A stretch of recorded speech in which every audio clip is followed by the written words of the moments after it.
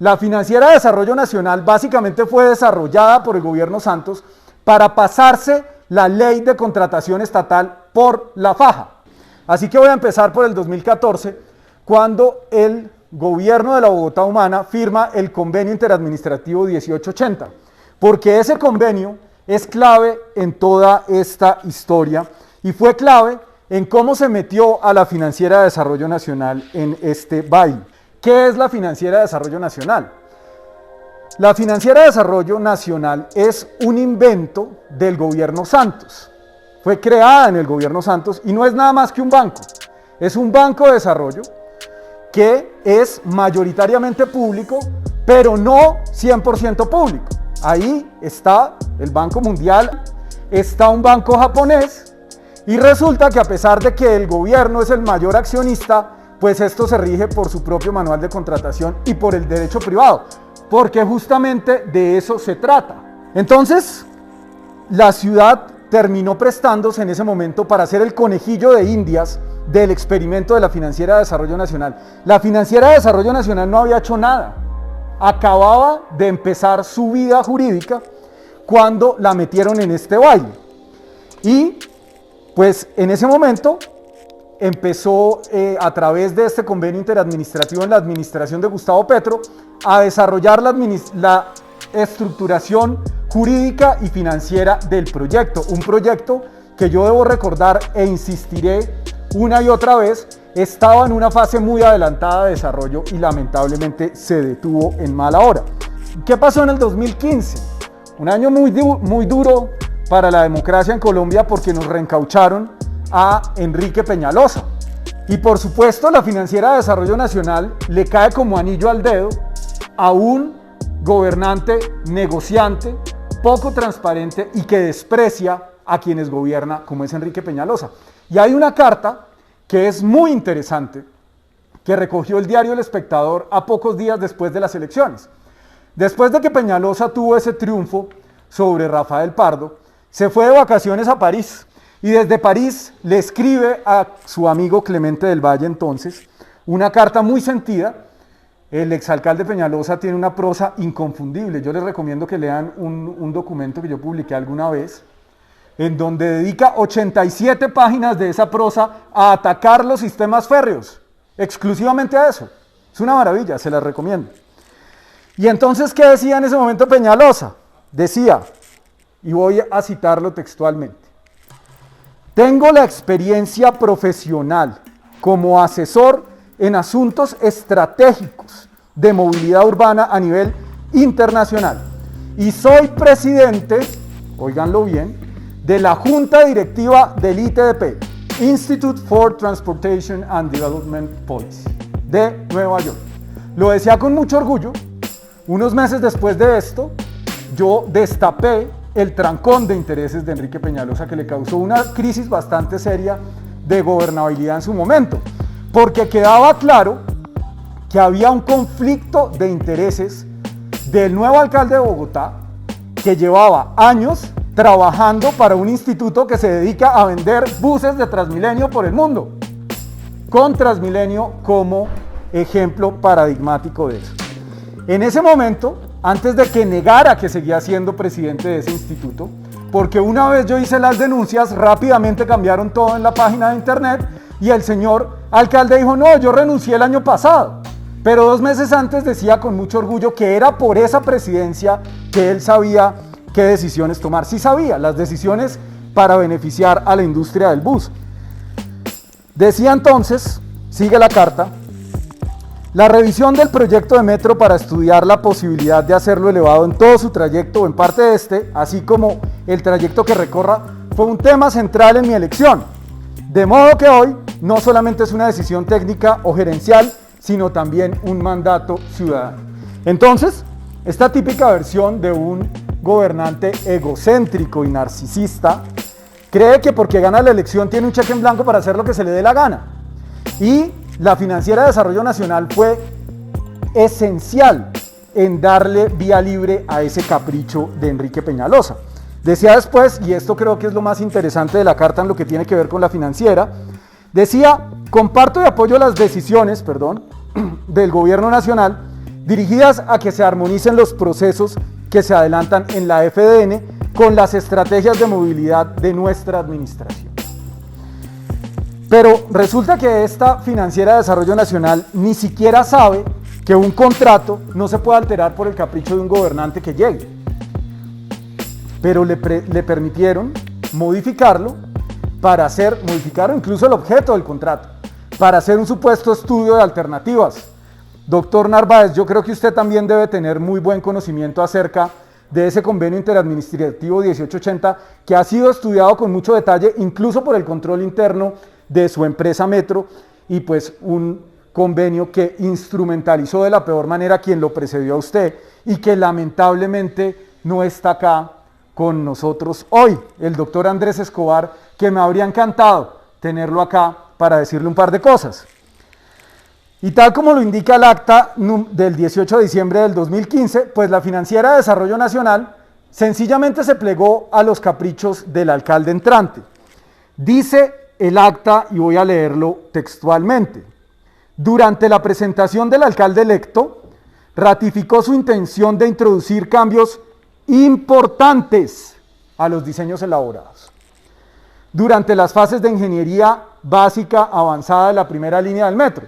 Por ahí hay algunos que dicen que el proyecto de metro subterráneo no tenía estudios, que los hizo alguien del IDU lavándose los dientes. Pues la misma Financiera de Desarrollo Nacional acepta en el 2015 que los estudios que existían eran de ingeniería básica avanzada. Era un proyecto con factibilidad.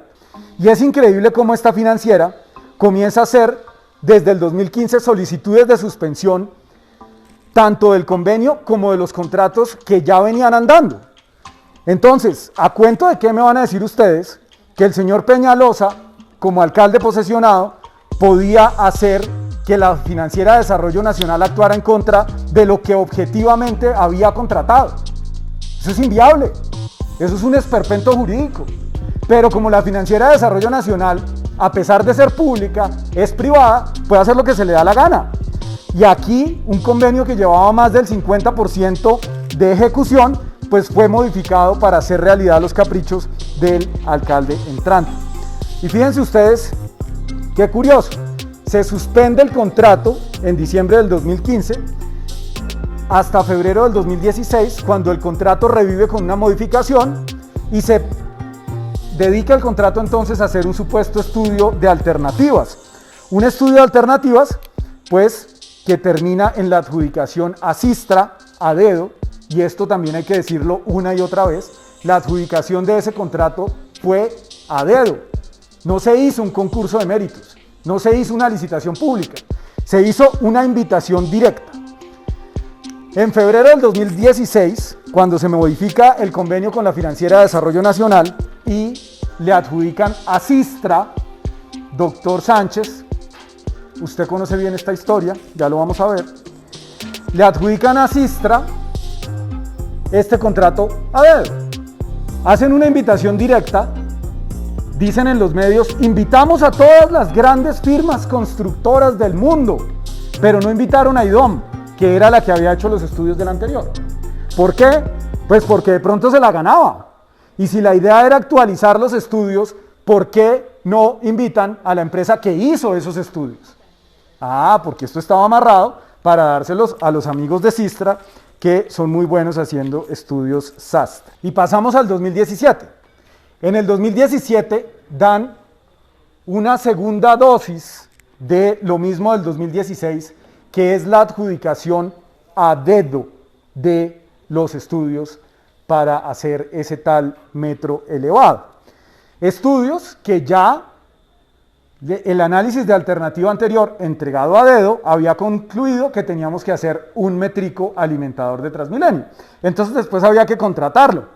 Y voy a leer unos trinos para que no digan que esto lo digo yo, para que no digan que es que lo dice el opositor de la alcaldesa Claudia López. Estos trinos que están aquí, que pueden ver ustedes en la pantalla, son de la senadora verde, Angélica Lozano, concejal La Serna, buena amiga suya.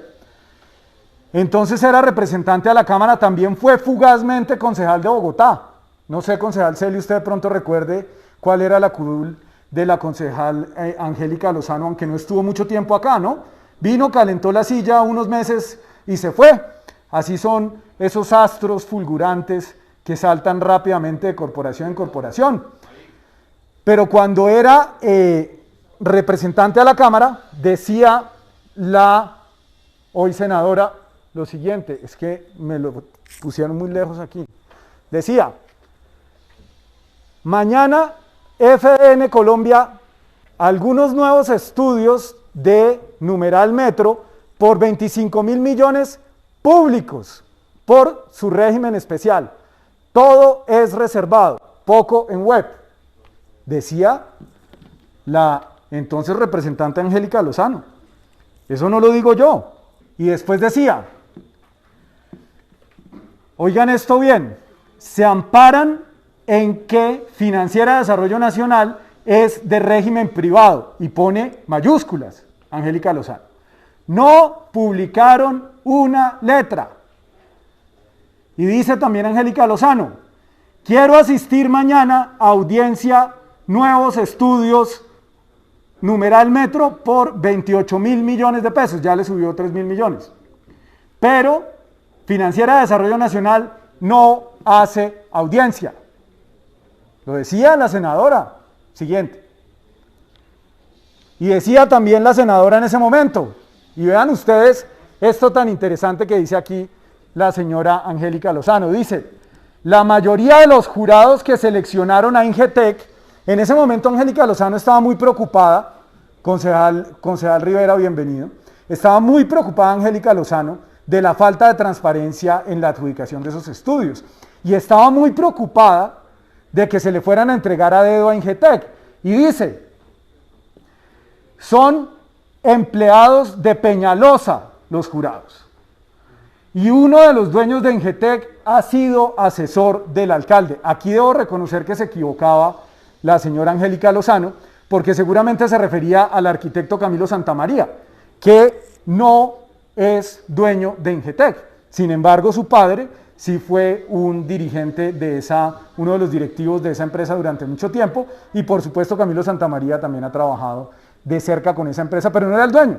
Se equivocó ahí Angélica Lozano, pero en lo que no se equivocó fue al decir que los jurados que determinaron que esos estudios debían dársele a Ingetec eran empleados de Peñalosa o sus amigotes. En eso no se equivocó.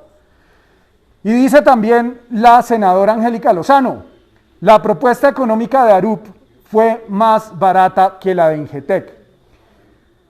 Pero estos últimos arrasaron en la entrevista. Mucho carisma, funcionarios.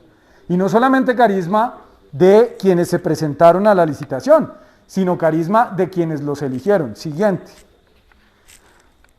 Y les voy a contar, colegas, que esto es bien interesante, ojo a esto, ¿cuál fue ese jurado que escogió a Ingetec?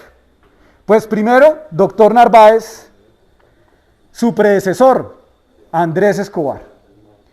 Andrés Escobar, que es concejal La Serna, ojalá le pusiera cuidado a esto porque es interesante. Usted conoce bastante también a Andrés Escobar. Coinciden, quizás los dos son admiradores de Robert Moses, no sé. Pero el señor Escobar, que es pues un desarrollador inmobiliario, que ha trabajado para los más grandes desarrolladores inmobiliarios de este país, que no tenía ni idea de que era un metro, y lo pusieron de gerente de ese proyecto porque es un proyecto de especulación inmobiliaria más que un proyecto de transporte. Tiene usted unos zapatos muy grandes que llenar, doctor Narváez. Andrés Escobar fue uno de los jurados. Andrés Escobar, y esto yo lo he repetido varias veces y no me canso de repetirlo, no me voy a aburrir, concejal Celi, lo voy a repetir y a repetir y a repetir. Andrés Escobar, como director de planeación distrital, le entregó a la familia Peñalosa en los 90 nada más y nada menos que la zona franca de Bogotá. Ese pequeño negocio, concejal Martín Rivera, usted creo que alguna vez declaró un impedimento de esa zona franca. Usted sabe cuál es el tamaño de esa zona franca. Uno de los negocios inmobiliarios más importantes de los años 90 surgen de una decisión política de este entonces funcionario, y en 30 años la familia Peñalosa no le ha acabado de pagar el favor. El siguiente jurado fue Ignacio de Guzmán Mora. Ignacio de Guzmán Mora merece más crédito del que tiene, colegas. Ignacio de Guzmán Mora es el verdadero padre de Transmilenio. Él es el padre del modelo económico. Él es el padre de la genialidad. Él fue el que se inventó el negocio. Socio, por supuesto, de Enrique Peñalosa, también en el negocio de las zonas francas, entre otros. Fueron socios toda la vida. Y después de Transmilenio, por supuesto, vive de vender esa panacea por el mundo. Siguiente, Alexandra Rojas, secretaria de Hacienda de Peñalosa, gerente de Transmilenio, asesora de la campaña presidencial de Peñalosa y además incluso fue candidata en esa muy fugaz intentona de crear un partido de Peñalosa. Y por último, Diego Sánchez. Doctor Diego Sánchez, usted está en esas actas. Me complació mucho encontrarlo, porque es maravilloso poderlo tener a usted aquí en cuerpo presente para que nos cuente cómo fue que a dedo la Financiera de Desarrollo Nacional le entregó esos estudios a Ingetec. No fue un error, fíjense ustedes que la alcaldesa Claudia López quería darle su puesto, doctor Sánchez, a Molano, otro reconocido peñalosista.